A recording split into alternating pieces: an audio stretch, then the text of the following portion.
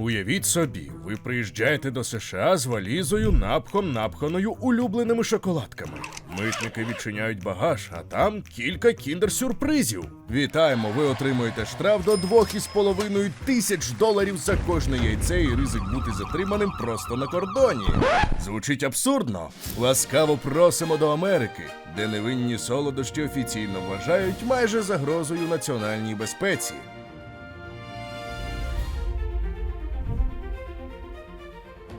Вітаємо! Ви на каналі Історія на тарілці, де ми говоримо про їжу, історію, культуру та їх взаємозв'язок. Попереджаємо! Нас не можна дивитися на порожній шлунок. А тепер до чергової історії.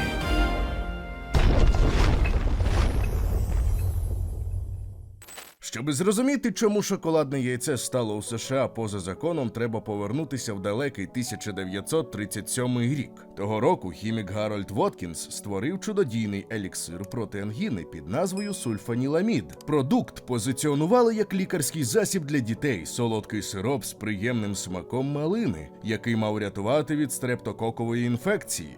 Проблема була тільки одна – продукт містив діетиленгліколь. Той самий хімічний компонент, який використовують у автомобільному антифризі. Результат виявився жахливим.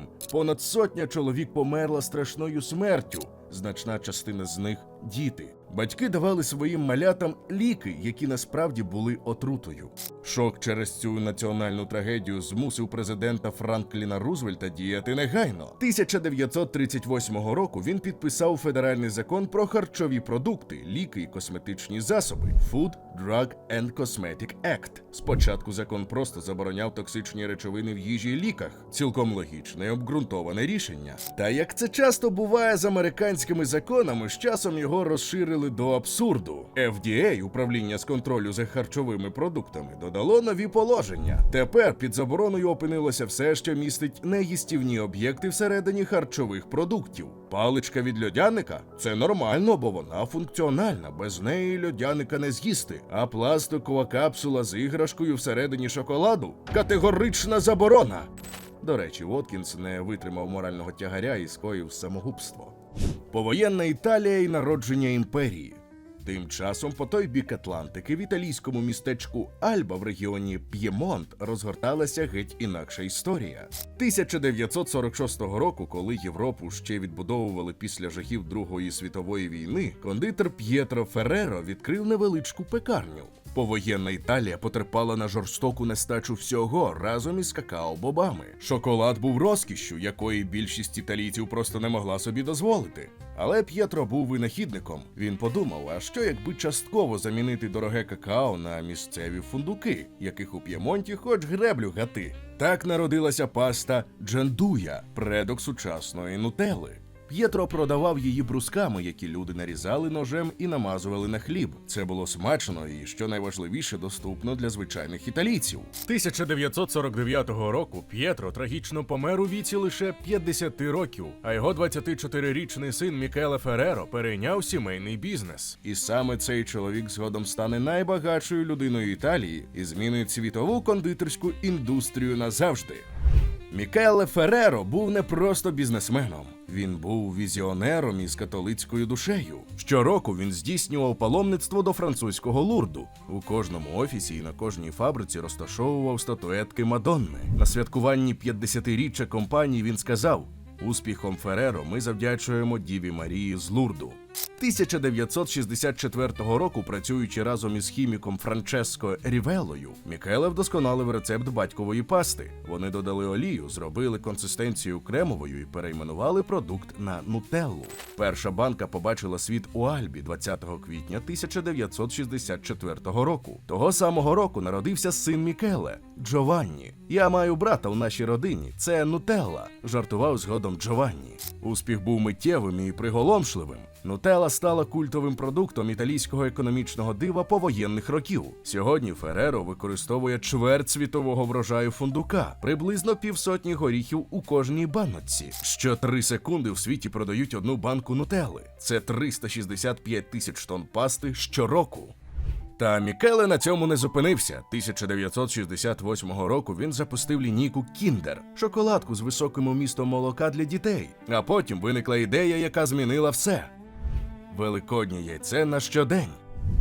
Мікеле мав проблему. На його фабриках стояли дорогі форми для виготовлення великих шоколадних великодніх яєць, традиційного італійського подарунка дітям на Великдень. Але ці форми працювали тільки 1 місяць на рік, а решту часу просто збирали пилюку. Це було економічно неефективно. Водночас Мікеле знав, яку радість діти відчувають, отримуючи великі великодні яйця. А що, якби діти могли відчувати цю радість упродовж усього року, подумав він. Його працівники поставилися до цієї думки скептично. Хто купуватиме шоколадні яйця у липні чи в листопаді? Великдень має монополію на ринку шоколадних яєць. Але Фереро був босом, отож його слово було законом.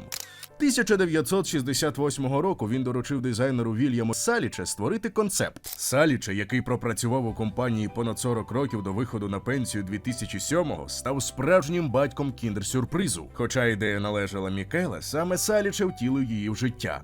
Завдання було амбітним – створити яйце з двошарового шоколаду, молочний ззовні, білий усередині, щоб батьки гадали, що це корисніше, всередині якого буде розташована пластикова капсула з іграшкою, і водночас зробити так, щоб дитина не могла випадково з'їсти капсулу. Опрацювання тривало 6 років. Нарешті 1974 року світ побачив кіндер-сюрприз. Шоколадне яйце з жовтою пластиковою капсулою всередині. На фользі було попередження – не для дітей до 3 років. Першу партію кіндер-сюрпризів розпродали за лічені години. Діти, та й, щиро кажучи, дорослі теж, збожеволіли від радості. Іграшки всередині стали справжнім феноменом. Перші серії охоплювали металевих ковбоїв та індіанців, розписаних вручну. У 1980-ті роки з'явилися легендарні бегемотики Гепі Гіпо. Далі нескінченні серії Смурфики, серія балерин. Її випускали лише двічі у Німеччині 1974-го і у Італії 1978 року. Це були фігурки з міді і бронзи.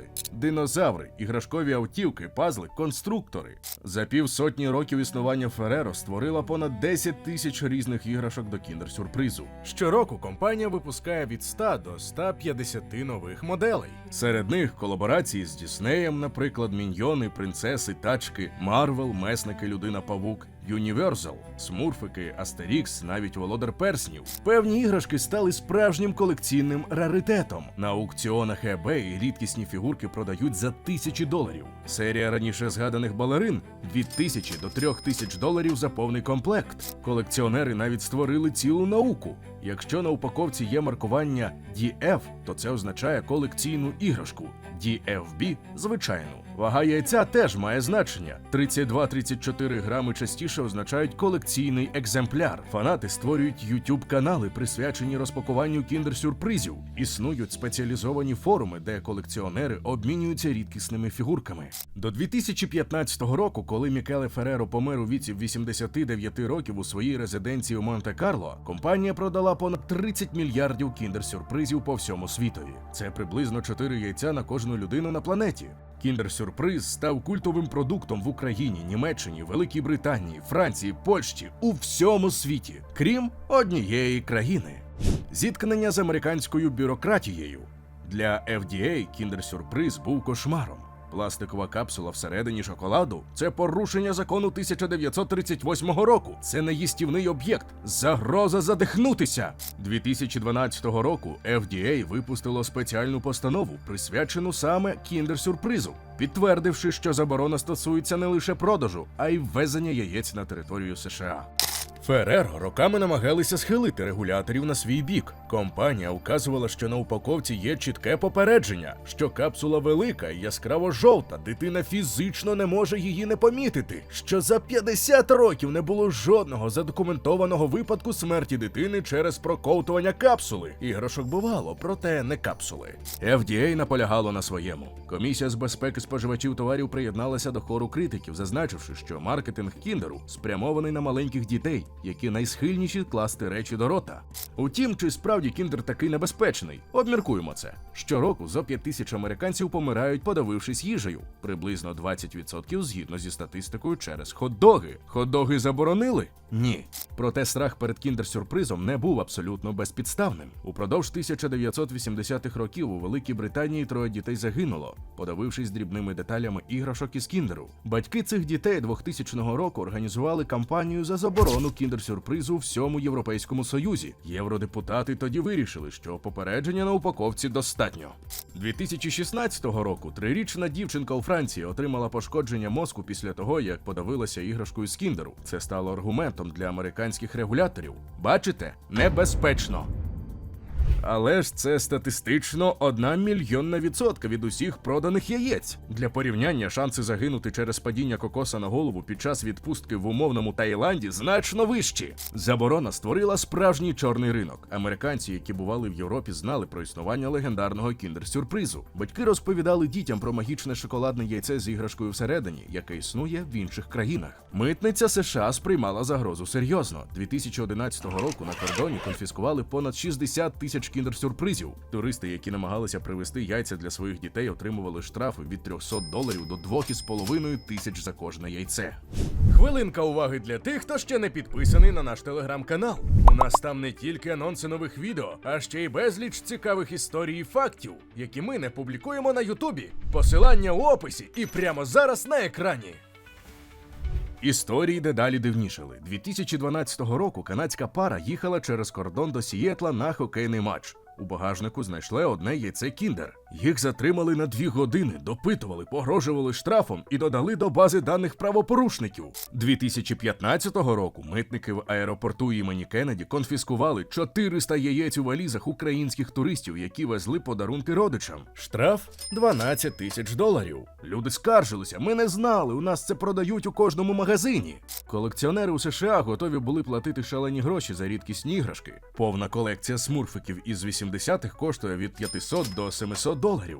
Конкуренція і підробки. Американські компанії не могли проігнорувати такого прибуткового ринку. 1997 року Nestlé запустила Nestlé Magic – шоколадну кулю у фользі з іграшкою всередині. Вони навіть мали ліцензійні угоди з Діснеєм. Nestlé Magic швидко завоювали популярність. Американські діти нарешті отримали свій кіндер. Але їхня радість тривала недовго. Споживчі організації негайно вказали на проблему. Magic має ті самісінькі ризики, що й кіндер-сюрприз. Nestlé змушена була згорнути виробництво. Утім, працівники Nestlé не здавалися. Вони переробили концепцію і створили Wonder Ball – шоколадну кулю, яка відповідає вимогам FDA. Як? Усередині замість іграшки тепер були додаткові цукерки, технічно їстівні об'єкти. Згодом вони додали невеличку наліпку і картки, яких не класифікували як іграшки. Wonder Ball існує досі, проте це не те саме. Діти хотіли справжню іграшку, а не наліпку зі Спайдерменом.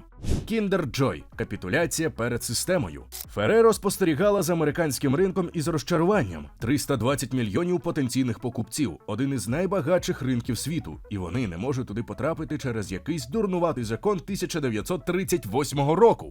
2001 року компанія створила Kinder Joy спеціально для теплих країн, як от Індія і Бразилія, де зазвичай шоколад танув. Це було яйце розділене навпіл. Одна половина – шоколадний крем із вафельними кульками і ложечка, друга – іграшка в окремому відсіку. Технічно всередині шоколадного продукту не було нічого їстівного. 2017 року, після років переговорів, FDA нарешті схвалило Kinder Joy для американського ринку. Від листопада 2017 року перші Kinder Joy з'явилися в американських магазинах. Ажіотаж був неймовірним. У певних супермаркетах перші партії розкупили за годину. Але справжні фанати знали, це не те саме. Розбивати шоколадне яйце, відчиняти жовту капсулу, збирати іграшку за інструкцією – це був ритуал. Kinder Joy із його пластиковим контейнером і шоколадним кремом – це компроміс, капітуляція перед бюрократією.